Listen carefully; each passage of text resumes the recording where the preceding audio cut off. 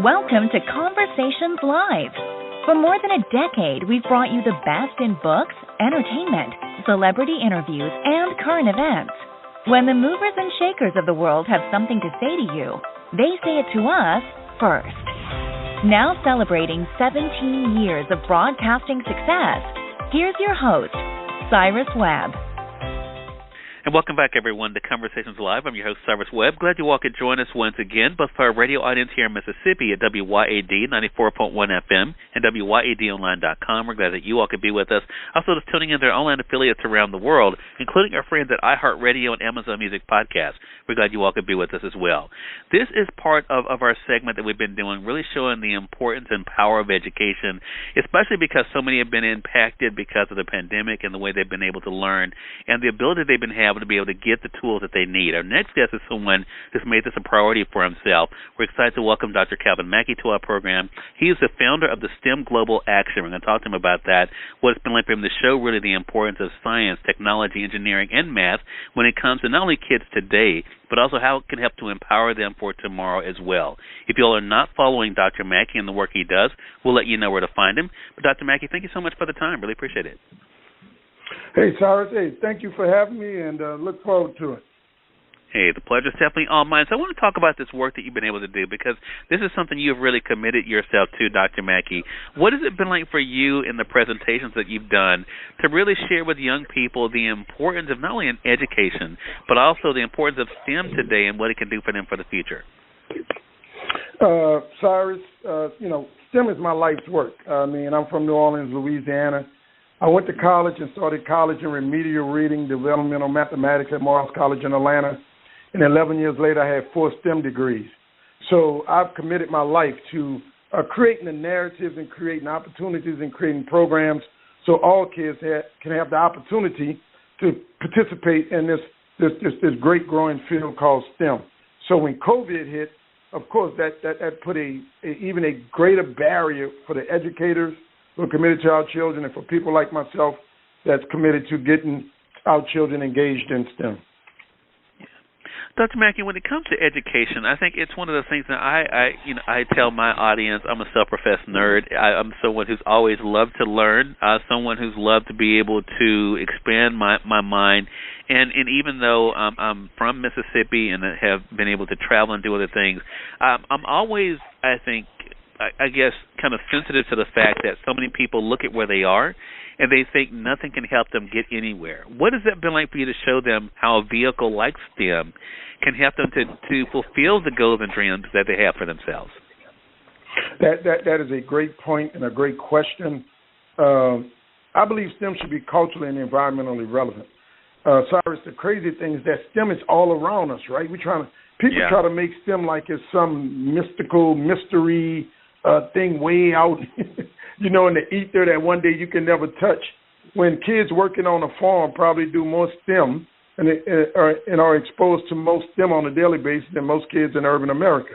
So if we can make the STEM and the education and the teaching relevant to what the kids see every day, then they realize I can start with a thought in my head, use my hand, and create something that can create value not only for myself but for my community, and really it can take them around the world. So we just have to localize STEM and the experiences for all children.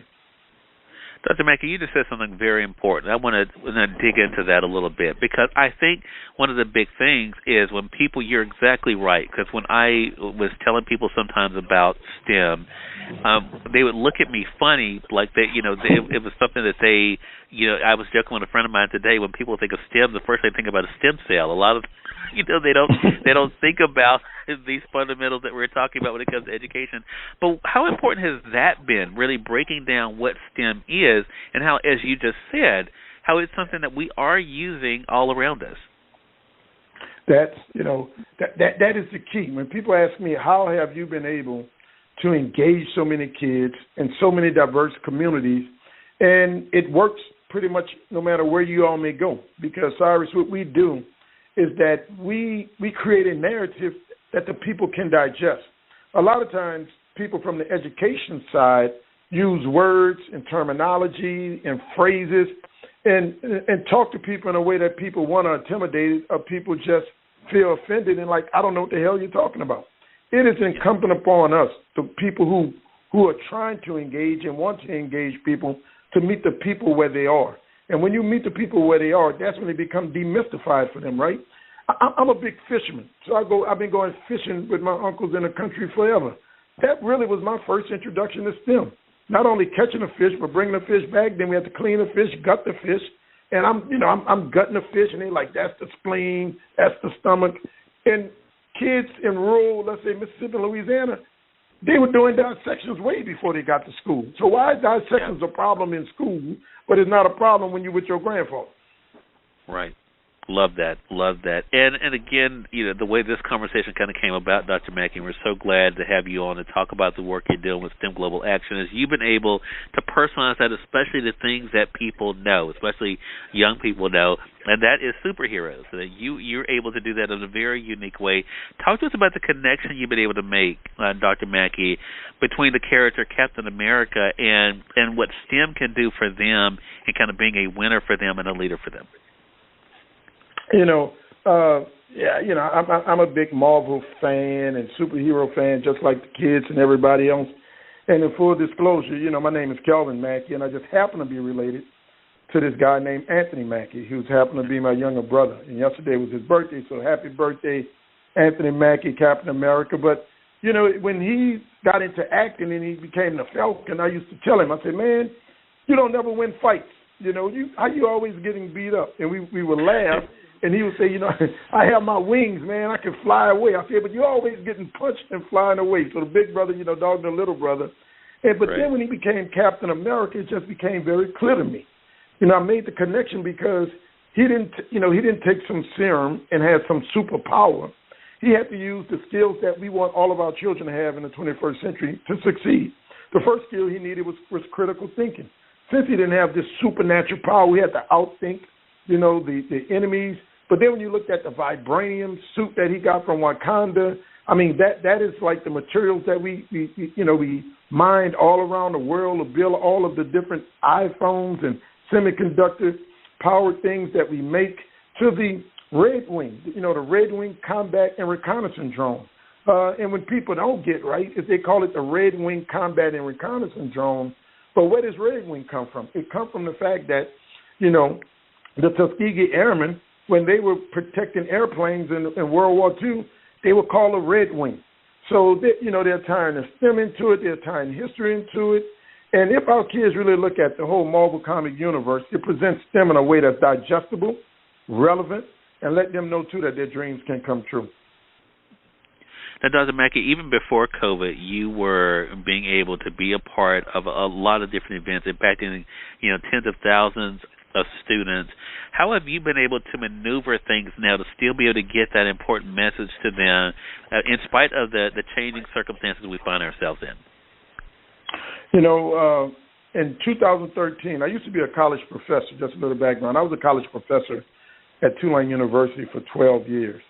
And in the aftermath of Katrina, which was another big STEM event, Tulane decided to eliminate the engineering program, and I decided to commit my life to the community. So in 2013, we started StemNola, which is an ecosystem that we've created to engage the community in hands-on science, technology, engineering, and mathematics. So, Cyrus, we would have these big events, and up with 200 kids from all over the city and the region. A lot of times, people even came down from Mississippi, I-55, from Macomb, all the way down. People take trips to participate in our events. So when COVID hit, we were down 6 weeks, and I realized the people who needed STEM the most were the people who was impacted the most. So we pivoted, and we got up online, and we have something now that's called StemNola at Home, and now STEM Global Action at Home, on Thursdays from 4 to 5, and it's free. And parents can get online at STEMGlobalAction.com, and they can download cards with material and different items they need, and they can gather the things at home. And myself and other people get up online, and now we teach STEM to kids in 47 states and 5 countries. So, again, technology allowed us, even when COVID, which is a STEM event, shut us down from being in person, we use technology to reach people wherever they are. Love that. And we're going to remind our audience of that link so that they can be able to visit that for some great information. What is your hope? And Dr. Mackie, you said something and it really caught my attention. You said this is your life's work. When you finish a presentation, when you are able to finish introducing the students about the impact of STEM on them right now and what it can do for them in the future, what do you hope that does for them when your presentation is over? Cyrus, my dad dropped out of school in the 8th grade to pick cotton in rural Louisiana. So when we started talking and the audiences that we are trying to reach, that's where I'm from. And one thing my daddy would not allow me to live without. He said, you can live without the Saints winning. He said, you can live without Mardi Gras. You can live without gumbo. He said, but you cannot live without hope. So, whenever I speak, whenever I have these events, what we're trying to do is give our kids hope in the greatest country in the world.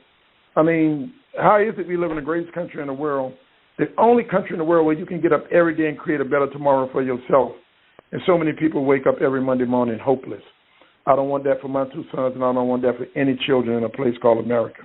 And that's why I do what I do. My life's dream is to create a platform where we can go, where most people won't go, and work with kids most people won't work with, and give them the hope to live out this thing called American dream.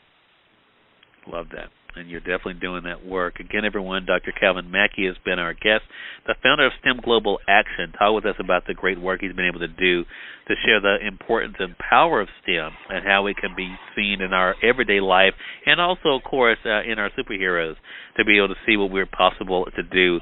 Again, everyone, that website he mentioned was STEMGlobalAction.com. Again, that's STEMGlobalAction.com. For those joining us on iHeartRadio and Amazon Music Podcast, we'll make sure that we link that up for you all. Dr. Mackie, appreciate it. We know you have a busy schedule. Appreciate you taking out some time to be with us, but it goes without saying, you're welcome back here anytime. Hey, thank you for having me, and keep doing what you're doing. Thank you. I appreciate that, Dr. Mackie. And we thank you, our audience, for tuning in to another great segment of Conversations Live. Until next time, I'm your host, Cyrus Webb, saying, as always, enjoy your day, enjoy your life, enjoy your world. Thank you all for choosing Conversations Live. Now let's go make today amazing. Take care.